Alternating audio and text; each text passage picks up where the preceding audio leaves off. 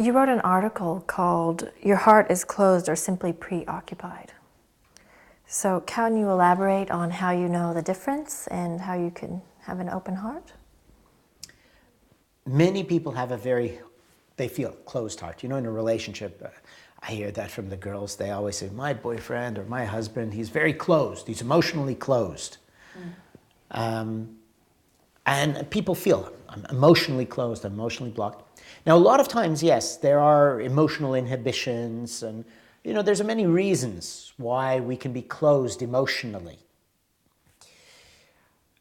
So we can't have a sort of a blanket that says this is why we're closed emotionally and how we can open our heart.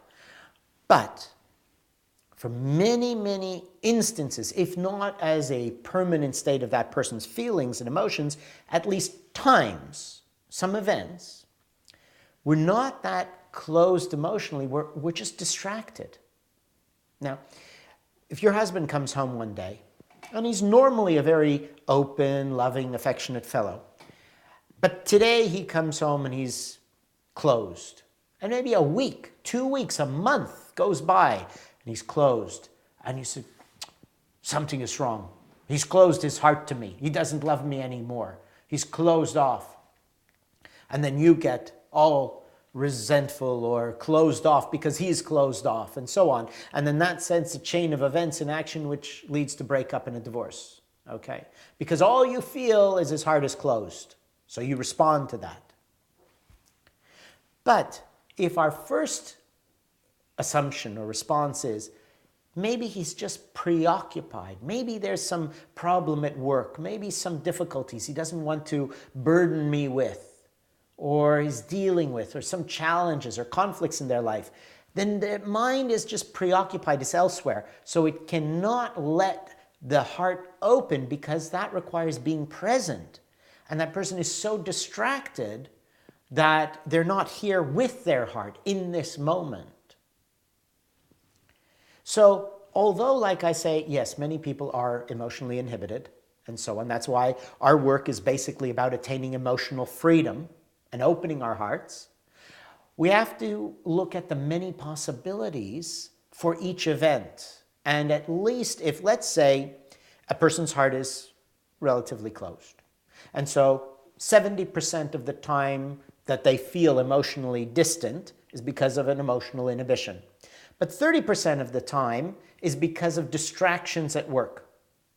If their companion can make the first assumption that it's just that he's distracted, something's bothering him, it's not about me, he hasn't closed off to me, then your heart can open more and there can be more compassion and understanding, which allows him to open his heart even more.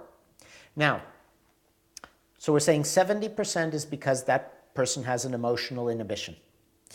30% is distraction.